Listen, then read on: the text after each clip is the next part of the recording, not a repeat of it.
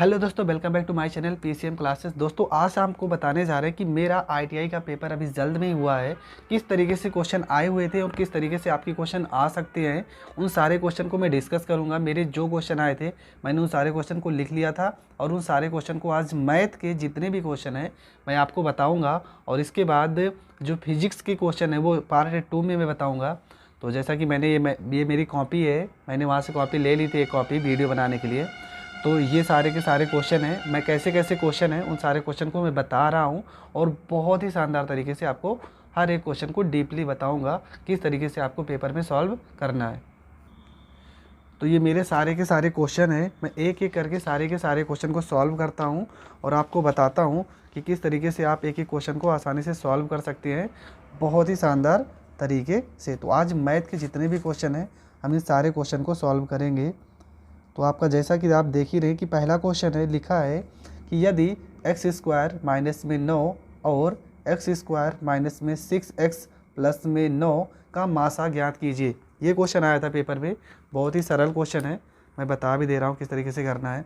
सबसे पहले आपको क्या करना है, इसको तोड़ना है। तो यहाँ पे हम बता रहे हैं, क्वेश्चन में आपका था x का स्क्वायर माइनस में यहाँ पे 9 था। तो इसको हम तोड़ देते हैं। कैसे तोड़ेंगे, यहाँ पे एक फार्मूला लगाएंगे। ये हो जाएगा x का स्क्वायर माइनस 9 को आप लिख सकते हो 3 का स्क्वायर हो जाएगा बराबर, यहाँ पर एक फार्मूला बन गया क्या, ए स्क्वायर माइनस बी स्क्वायर का फार्मूला बन गया। तो एक ब्रैकेट में आप लिख सकते हो x माइनस में 3 और दूसरे ब्रैकेट में आप लिख सकते हो x प्लस में 3। यहाँ तक तो आपको पता ही होगा। इसके बाद जो आपका दूसरा पद है, दूसरा पद क्या है, दूसरा पद x square minus 6x plus 9 है। x स्क्वायर माइनस में 6x है प्लस में 9 है। हम इसका करते हैं गुणनखंड। तो गुणनखंड कैसे करेंगे, हमें ऐसी संख्या सोचना है कि जोड़ने पर 6 आ जाए और गुणा करने पर 9 आ जाए। तो ये हो जाएगा आपका x का स्क्वायर माइनस में अगर हम 3x ले लेते हैं और माइनस में 3x ले लेंगे और प्लस यहाँ पे आपका 9 हो जाएगा। -3 में -3 जोड़ेंगे तो 3 और 3 6 हो जाएगा और 3 को 3 से गुणा करेंगे तो 3 त्रिक का 9 हो जाएगा। तो यहाँ पे हम इसको सॉल्व कर लेते हैं। यहाँ पे इस पद को अलग कर लेंगे, इसको अलग। यहाँ पे x को कॉमन करेंगे तो हो जाएगा x माइनस में 3 हो जाएगा। यहाँ माइनस में 3 कॉमन करेंगे तो x माइनस में आपका 3 हो जाएगा। ठीक है, इसके बाद ये हो जाएगा आपका x माइनस में 3 एक ब्रैकेट में और एक ब्रैकेट में हो जाएगा आपका x माइनस में 3 हो जाएगा। ठीक है, अब इसके बाद क्या करेंगे, इसके बाद हम लिखेंगे अभिष्ट मासा। अभिष्ट मासा, तो हमारा जो मासा निकल के आए वो क्या निकल के आएगा, तो मासा वो होता है जो दोनों पद में होता है। इस वाले क्वेश्चन में आपका क्या था, x माइनस 3 और x प्लस 3 यहाँ पर भी था और इस क्वेश्चन में x माइनस 3 x प्लस यहाँ पे दोनों माइनस ही है। तो यहाँ पर भी ये वाला पद मिल रहा है और यहाँ पर भी ये वाला पद मिल रहा है, जो दोनों में मिलता है वही आपका मासा होता है। तो इस क्वेश्चन का मासा हो जाएगा आपका x माइनस में 3 और ये हो जाएगा इस क्वेश्चन का आंसर। तो x माइनस 3 आपका करेक्ट आंसर हो जाएगा। बढ़ते हैं क्वेश्चन नंबर 2 की ओर। क्वेश्चन नंबर 2 में क्या कह रहा है, तो क्वेश्चन नंबर 2 में लिखा है आपका कि यदि a प्लस बी बराबर 8 और तथा a माइनस बी बराबर 6, तो आपको क्वेश्चन क्या सॉल्व करना है, ए स्क्वायर प्लस बी स्क्वायर का मान ज्ञात कीजिए। यही क्वेश्चन था। तो बहुत ही सरल तरीके से इस क्वेश्चन को हम सॉल्व करते हैं। तो हम क्या करेंगे, सबसे पहले समीकरण बना लेते हैं। कौन कौन सा आपका समीकरण था, एक समीकरण है ए प्लस बी। तो पहला समीकरण क्वेश्चन नंबर 2 का है ए प्लस बी बराबर आपका दिया है 8 और इसको मान लेंगे समीकरण हम फर्स्ट मान लेंगे। दूसरा हमारा जो समीकरण दिया है वो a माइनस में b दिया है, लिखा है a माइनस बी बराबर आपका 6 दिया है और ये आपका समीकरण है सेकंड। तो समीकरण फर्स्ट और सेकंड को हल करते हैं, a और b का मान निकालते हैं। तो यहाँ पे क्या करेंगे, सबसे पहले हम इसको जोड़ देंगे। ठीक है, यहाँ पे लिखेंगे जोड़ने पर। तो चलो जोड़ देते हैं। तो ये माइनस और प्लस है, ये तो कट ही जाएगा और यहाँ पे आपका हो जाएगा a में a जोड़ोगे ये आपका 2a हो जाएगा बराबर 8 में 6 जोड़ोगे 8 और 6 आपका 14 हो जाएगा। ठीक है, यहाँ 2 से 14 को काट देंगे, 2 सते 14 हो जाएगा। जो a का मान निकल के आएगा वो निकल के आएगा 7। a का मान 7 आ गया। अब a का मान जब 7 आ गया तो लिखेंगे a का मान रखने पर, चलो यहाँ पे हल कर दे रहे हैं। ए का मान रखने पर, ए का मान रखने पर, तो ए का मान उठा के रखते हैं। तो ए का मान रखेंगे, किसी भी समीकरण में रख देते हैं। चलो फर्स्ट में रखते हैं। तो फर्स्ट वाला समीकरण क्या था, ए प्लस में बी बराबर में आपका 8 था। ए का मान कितना आया, ए का मान 7 आया है, तो 7 प्लस में यहाँ पे बी हो जाएगा बराबर 8 हो जाएगा। बी बराबर आपका हो जाएगा 8 प्लस 7 को इधर भेजेंगे, माइनस में 7 हो जाएगा। बी बराबर हो जाएगा 8 में से 7 जाएगा 1 हो जाएगा। तो बी का मान कितना आ गया, बी का मान आ गया 1 आ गया। तो ए का मान आ गया और बी का मान आ गया। पर क्वेश्चन में आपका पूछा था कि ए स्क्वायर प्लस में बी स्क्वायर का मान ज्ञात कीजिए। तो ए का मान आपका 7 है, 7 का स्क्वायर करेंगे। बी का मान आपका 1 है, 1 का स्क्वायर करेंगे। तो 7 का स्क्वायर करेंगे, ये हो जाएगा 7 7 49, और 1 का स्क्वायर करेंगे तो हो जाएगा 1। 49 में 1 जोड़ देंगे तो ये हो जाएगा आपका 50, और यही हो जाएगा इस क्वेश्चन का आंसर। तो क्वेश्चन नंबर 2 का जो आंसर आएगा वो आपका 50 हो जाएगा, और ये हो जाएगा आपका करेक्ट आंसर। बढ़ते हैं क्वेश्चन नंबर 3 की ओर। तो क्वेश्चन नंबर 3 में क्या कह रहा है, क्वेश्चन नंबर 3 में लिखा है √216 प्लस √24 बटे में √96 का मान ज्ञात कीजिए। बहुत ही सिंपल क्वेश्चन था, पर अगर आपको नहीं आता तो आपके लिए बहुत कठिन भी है। तो क्वेश्चन नंबर 3 को सॉल्व करते हैं। क्वेश्चन नंबर 3 में क्या लिखा है, लिखा है अंडर रूट में 216 प्लस अंडर रूट में लिखा है 24, और पूरे के बटे में लिखा अंडर रूट में 96 लिखा है। तो चलो इस क्वेश्चन को सॉल्व करते हैं। तो आपको पता है अंडर रूट 216, 6 का क्यूब जो होता है वो होता है 216, पर अंडर रूट 216 लिखा है। तो इसको हम किस तरीके से लिख सकते हैं, तो हम इसको लिख सकते हैं 6 6 के 36 और 36 छक्का 216 होता है। तो इसको 6 रूट हम 6 लिख सकते हैं। ठीक है, कैसे होता है इसका मतलब, यहाँ पे जो 6 है इसका स्क्वायर करेंगे तो कितना आएगा, 36 आएगा, और इस वाले 6 से करते हैं गुणा तो ये कितना आ जाएगा 216।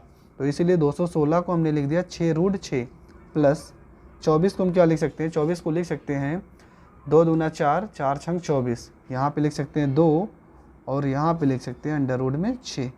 ठीक है, 2 का स्क्वायर हो जाएगा 4, और 4 को 6 से गुणा करोगे हो जाएगा 24। इसी प्रकार हम 96 को क्या लिख सकते हैं, 4 चौको 16, और 16 छक्के कितना हो जाएगा 96 हो जाएगा। तो इसको 4 रूट 6 लिख सकते हैं। यहाँ तक तो सही है ना। इसके बाद क्या होगा, इसके बाद हम क्या कर सकते हैं, इसमें रूट 6 को कर लेते हैं कॉमन। रूट 6 को कॉमन करेंगे तो यहाँ पे आपका बचेगा 6 बचेगा, प्लस यहाँ पे आपका 2 बचेगा, और पूरे के बटे में आपका बचेगा 4, और रूट में यहाँ पे 6 हो जाएगा। ये रूट 6 से ये रूट 6 कट जाएगा। ठीक है, ऊपर आपका हो गया 6 में 2 जोड़ेंगे तो ऊपर हो जाएगा आपका 8 हो जाएगा, और पूरे के बटे में आपका 4 हो जाएगा। 4 से 8 को काट देंगे तो 4 दूना कितना हो जाएगा 8 हो जाएगा, और ये 2 आपका हो जाएगा करेक्ट आंसर। तो इस क्वेश्चन का जो आंसर होगा वो 2 हो जाएगा, और ये आपका करेक्ट आंसर है। तो बढ़ते हैं क्वेश्चन नंबर 4 की ओर। क्वेश्चन नंबर 4 में क्या कह रहा है, तो क्वेश्चन नंबर 4 जैसा कि देख ही रहे हैं, ये आपका क्वेश्चन नंबर 4 है। बहुत ही ज़्यादा बढ़िया क्वेश्चन है, और बहुत ही शानदार तरीके से सीखेंगे। क्वेश्चन में लिखा है यदि अंडर रूट 40 मतलब 4096 का जो वर्गमूल है वो है 64 है, तो आपको बताना था under root 40.96 plus under root 0.4096 plus 0.1234, फिर उसके बाद 40 96 का 2 दशमलव स्थानों तक मान ज्ञात कीजिए। तो इस क्वेश्चन को कैसे सॉल्व करेंगे, चलो हम देखते हैं।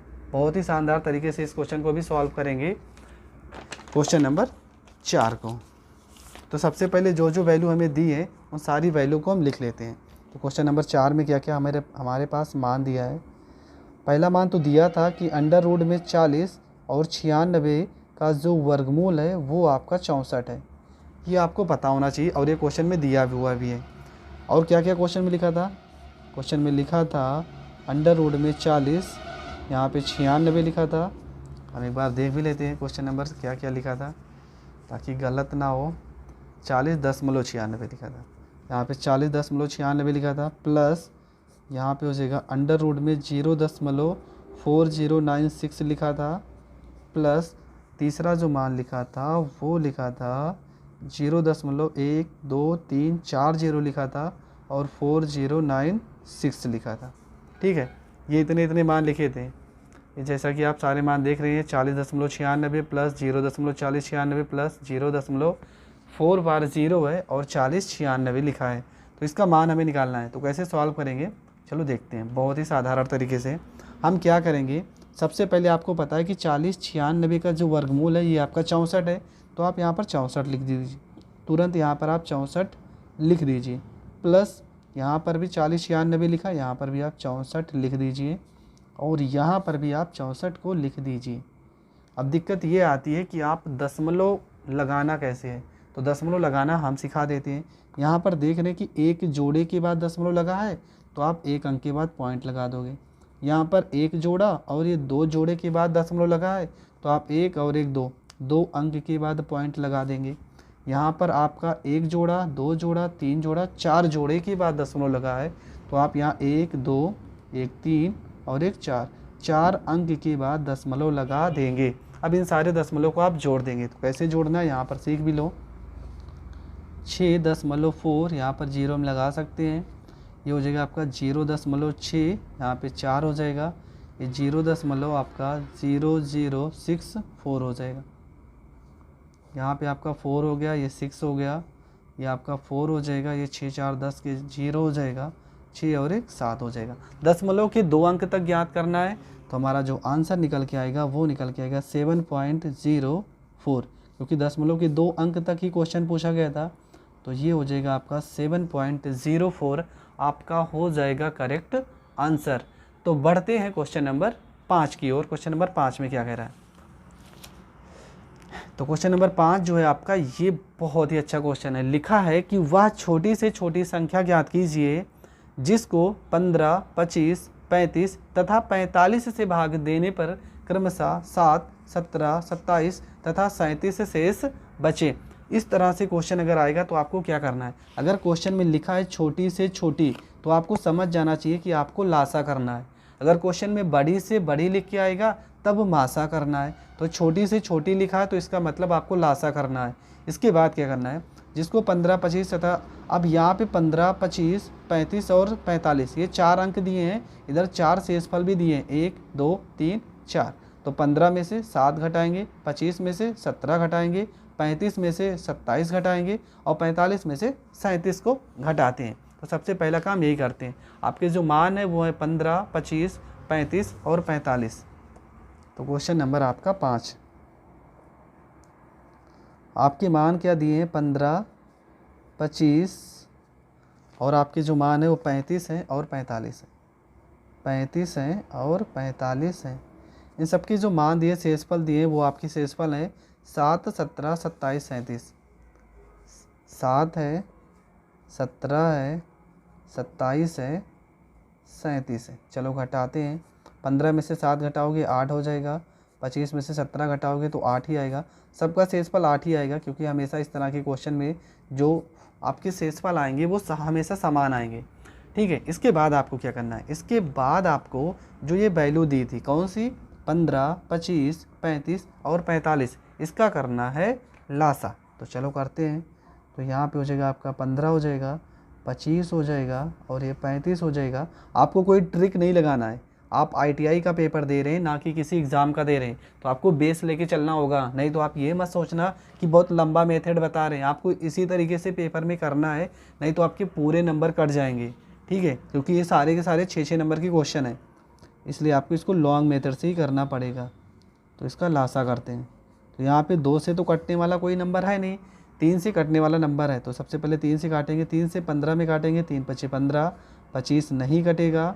3 से 35 में काटेंगे, नहीं कटेगा। 3 से 45 में काटेंगे, 3 एकम 3 और 3 5 15 हो जाएगा।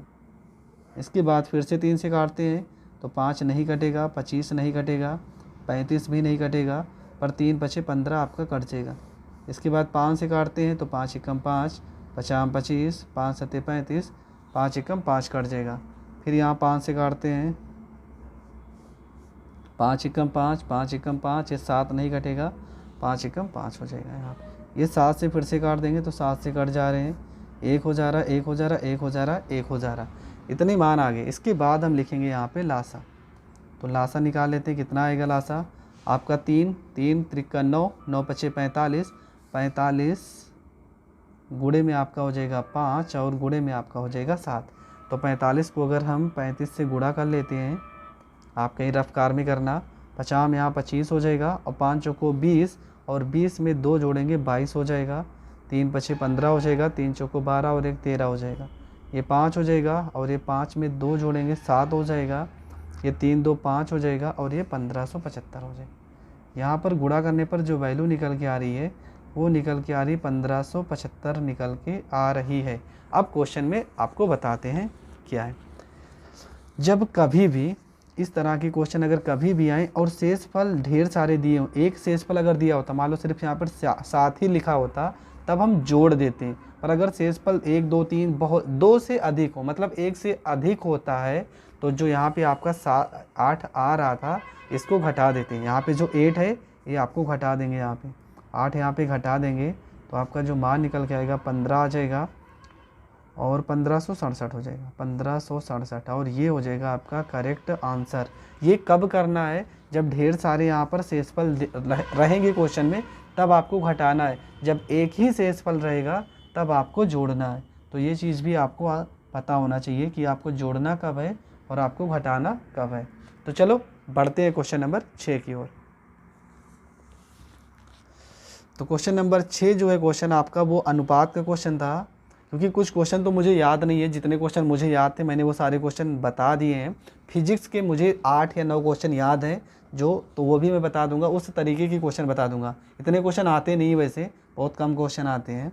तो क्वेश्चन नंबर 6 आपका है कि ए तथा बी की आय का अनुपात 4:3 है तथा इनके व्यय का अनुपात 3:2 है। यदि प्रत्येक की बचत ₹300 हो तो ए की आय कितनी है, ये आपको बतानी है।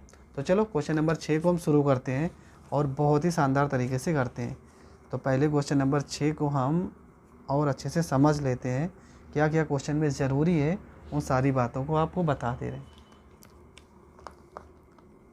क्वेश्चन नंबर 6, तो क्वेश्चन नंबर 6 में लिखा है कि ए तथा बी की आय का जो अनुपात है वो है 4:3 है। ठीक है, मतलब जो वो उनकी आय है, जितना वो महीने में कमा रहे हैं वो है आपका 4:3 है, तथा इनके व्यय का अनुपात जो खर्च कर रहे हैं, व्यय मतलब होता है खर्च कर रहे हैं, 3:2। यदि प्रत्येक की बचत ₹300 हो तो एक ही आय ज्ञात कीजिए। अगर आपको यहाँ पे एक बात बताएं, आय बराबर क्या होता है, आप कितना रुपये कमा रहे हो, ये इसका अगर फार्मूला कोई पूछे तो आप क्या लिखोगे? आय बराबर क्या होता है कि आपने कितने रुपए खर्च किए और कितने रुपए आपने बचाए। मतलब आय बराबर फार्मूला होता है व्यय प्लस बचत। ठीक है, आपने कितना खर्चा किया और कितना बचाया। यहीं पर अगर हम देखें तो इस तरीके से भी तो लिख सकते हैं कि आय, बचत को अगर हम इस साइड भेज दें तो माइनस में बचत और बराबर में ये व्यय, इस तरीके से तो भी हम लिख सकते हैं ना, क्योंकि फार्मूले तो हम बना ही सकते हैं। तो बस यही चीज़ आपको समझना है क्वेश्चन में। आय आपकी जो दी है हम लिखेंगे, ए की आय आपकी जो है, ए की आय जो आपकी लिखी है क्वेश्चन में, हम इसको 4x मान लेते हैं। ठीक है, और बी की आय को हम मान लेते हैं 3x मान लेते हैं, 3x मान लेते हैं। तो यहाँ पे अगर हम इनका व्यय देखें, तो व्यय का फार्मूला क्या था? व्यय बराबर क्या था? आय माइनस में बचत। तो आय आपकी कितनी है? 4x है। लेकिन बचत क्वेश्चन में जब बराबर दिया होगा तब, ठीक है, बचत 300 रुपये ना, तो यहाँ पे हम लिख सकते हैं, अब क्वेश्चन को पूरा का पूरा समझ चुके हैं, बचत में यहाँ पे हम 300 लिख सकते हैं। इतना तो आपको पता है। ए की आय को हमने 4x मान लिया, बी की आय को हमने 3x मान लिया। व्यय बराबर क्या हो जाएगा ये फार्मूले के अकॉर्डिंग कि आय माइनस में बचत, तो आय आपकी 4x और बचत आपकी 300। उसी प्रकार ये ए की व्यय है, ए का व्यय है। अब यहाँ पे वी का व्यय निकालते हैं। वी का व्यय क्या हो जाएगा? उसका भी बचत 300 रुपये ही था, तो ये आपका हो जाएगा 3x माइनस में आपका हो जाएगा 3x।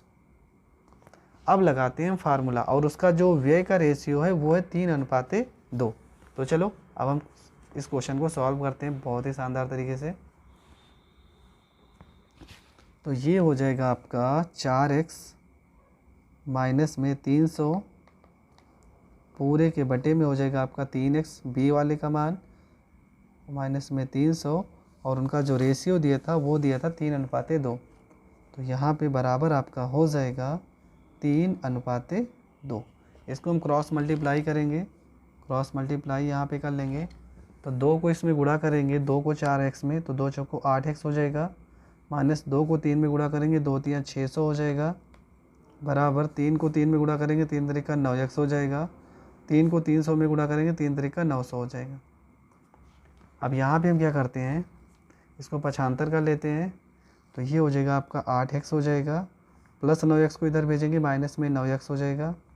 बराबर यहाँ पे माइनस में 900 है, माइनस 600 को इधर भेजेंगे, प्लस में 600 हो जाएगा। 8x में से 9x घटाएंगे, माइनस में x आ जाएगा। 9 में से 600 घटाएंगे, माइनस में 300 आ जाएगा। ये माइनस से माइनस कट जाएगा, x बराबर आपका 300 आ जाएगा। ठीक है, x का मान कितना आ जाएगा, 300 आ जाएगा। फिर लिखेंगे x का मान रखने पर। ठीक है, एक ही आय पूछा है क्वेश्चन में एक ही आय पूछा है, एक ही आय। चलो हम दोनों की बता दे रहे हैं, एक ही आय भी बता दे रहे हैं क्वेश्चन में, और b की भी आय कितनी है ये भी बता दे रहे हैं। तो एक ही आय को आपने कितना माना था, 4x माना था ना, ऊपर आपने लिखा ये 4x, तो यहाँ पे 4 हो जाएगा और x की जगह पे कितना आ जाएगा, 300। तो 4 को 300 से गुणा करेंगे, कितना आ जाएगा, 1200 हो जाएगा। और b की आय को कितना माने थे आपने, 3x माना है, तो इसका मान कितना हो जाएगा, 3 गुणे x का मान 300। तो b की आय कितना हो जाएगी, 3 तरीका 900। तो आपका a का जो मान है, a की जो आय है वो है 1200, और जो b की आय है वो है आपकी 900। ये हो जाएगा इस क्वेश्चन का आंसर। तो बहुत ही शानदार तरीके से आप इस तरह के क्वेश्चन को सॉल्व कर सकते हैं। चलो देखते हैं आज का क्वेश्चन नंबर 7। क्वेश्चन नंबर 7 में क्या कह रहा है, क्वेश्चन नंबर 7 में लिखा है कि 11 परिणामों का औसत परिणाम 60 है। यदि प्रथम 5 परिणामों का औसत परिणाम 58 है तथा अंतिम 5 का औसत परिणाम 56 है, तो छठा परिणाम ज्ञात कीजिए। 11 परिणामों का औसत कितना दिया था, 60। तो सबसे पहले 11 को हम 60 से गुणा कर लेंगे। इसके बाद कह रहा है कि यदि प्रथम 5, इस 11 में से अगर प्रथम 5 का परिणाम देखा जाए औसत, तो वो 58 है, तो 5 को 58 से गुणा कर देंगे। तथा अंतिम 5 का, अंतिम जो 5 है उसका औसत परिणाम कितना है, 56 है, तो 5 को 56 से गुणा कर देंगे। छठा परिणाम कैसे निकलेगा, इस वाले गुणे से इन दोनों को घटाने पर हमारा जो अंतिम वाला निकल के आएगा। तो इस क्वेश्चन को कैसे सॉल्व करेंगे, चलो हल करते हैं। तो क्वेश्चन नंबर 7 में कह रहे थे 11 परिणामों का औसत। तो सबसे पहले 11 परिणामों का औसत निकालते, कितना था, 60 था। तो 11 को 60 से गुणा करते हैं। ठीक है, तो 11 को 60 से गुणा करेंगे, 11 छक्का 66, 660 निकल के आएगा। फिर कह रहे हैं प्रथम 5 का, चलो ठीक है, प्रथम 5 का औसत परिणाम कितना दिया था, 58 दिया था। तो इसे 58 से गुणा करेंगे, तो 5 8 40 हो जाएगा। 5 को 5 से गुणा करेंगे 25, और 25 में 4 जोड़ेंगे तो 29 हो जाएगा। फिर अंतिम 5 का, तो फिर को 5 से गुणा करेंगे, किससे, 56 में। अंतिम 5 का जो औसत दिया है उसे 5 को 56 से गुणा करते हैं। तो 5 को 6 से गुणा करेंगे, 5 छक 30 हो जाएगा। 5 को 5 से गुणा करेंगे 25, और में 3 जोड़ देंगे तो 28 हो जाएगा। ठीक है, ये टोटल 11 का है, 11 परिणाम का औसत, और ये 10 है। तो ये 11 वाले में से 10 को पहले जोड़ देते हैं। तो हम देखते हैं यहाँ पे इन दोनों को जोड़ेंगे, 0 9 8 17 हो जाएगा, और 2 2 4 और 1 5 हो जाएगा। तो लिखेंगे छठी संख्या पूछा है क्वेश्चन में, छठी संख्या कैसे निकल के आएगी। ये 660 में से अगर हम 570 को घटा देंगे तो हमारे छठी संख्या निकल के आ जाएगी। तो 0 में से 0 जाएगा, 0 हो जाएगा। 6 में से 7 जाएगा नहीं, यहाँ से 16 में से 7 गया, 9 हो जाएगा। 5 में से 5 जाएगा, 0। तो ये आपका जो छठी संख्या होगी वो आपकी 90 हो जाएगी, और ये हो जाएगा आपका करेक्ट आंसर। तो बहुत ही सिंपल क्वेश्चन है, पर अगर आपने नहीं पढ़ा है तो आपके लिए बहुत कठिन भी हो सकता है। तो आज का जो लास्ट क्वेश्चन है, क्वेश्चन नंबर 8, इसको सॉल्व करते हैं, और इसके बाद जो बचे हुए क्वेश्चन है वो पार्ट 2 में बता देंगे, क्योंकि वीडियो लंबा होता चला जा रहा है। तो क्वेश्चन नंबर 8 में क्या है, बहुत ही सिंपल क्वेश्चन था क्वेश्चन नंबर 8। मैंने जैसे ही क्वेश्चन देखा था वैसे ही सॉल्व कर लिया था। क्वेश्चन नंबर 8 में कह रहा है कि कृष्ण ने एक घोड़ा रुपये 250 में खरीद कर 4% लाभ पर बेचा, घोड़े का विक्रय मूल्य ज्ञात कीजिए। जो खरीद कर, मतलब ये CP आपका क्रय मूल्य दिया है 250 रुपये, और उसने 4% का लाभ लेकर घोड़े को बेच दिया, तो घोड़े का विक्रय मूल्य ज्ञात करना है। तो चलो सॉल्व कर लेते हैं, यहीं पे आंसर हो जाएगा इसका बहुत ही सिंपल तरीके से। क्वेश्चन नंबर 8 में आपका CP मतलब आपका क्रय मूल्य दिया था, CP आपका दिया है क्वेश्चन में 250 रुपये दिया, 250 रुपये, और प्रॉफिट परसेंटेज आपका दिया है, प्रॉफिट परसेंटेज दिया है 4% दिया है। ठीक है, तो आप सीधा निकालो यहाँ पे सेलिंग प्राइस डायरेक्ट निकाल सकते हो। सेलिंग प्राइस बराबर हो जाएगा क्या, CP गुणे प्रॉफिट परसेंटेज। तो CP आपका कितना है, 250 रुपये है। यहाँ पे गुणे करते हैं प्रॉफिट परसेंटेज, 4% का लाभ ले रहा है तो 100 में 4 जोड़ देंगे, कितना हो जाएगा 104, और बटे में यहाँ पे आपका हो जाएगा 100। ठीक है, इसको सॉल्व करेंगे, 25 से काटेंगे, 25 से काटेंगे, 25 दाम में 250 हो जाएगा, और ये 25 चौका आपका 100 हो जाएगा। इसके बाद आप यहाँ से गुणा कर लीजिए, ये हो जाएगा 10 गुणे में 104 हो जाएगा, बटे में यहाँ पे आपका 4 हो जाएगा, 4 से काट देंगे, 4 दूना 8 हो जाएगा, 2 हासिल जाएगा, 4 छंग 24 हो जाएगा। 26 को 10 से गुणा करेंगे तो ये आपका 260 हो जाएगा, और 260 जो आएगा ये हो जाएगा आपका आंसर। तो उसका जो विक्रय मूल्य होगा वो कितना होगा, 260 रुपये।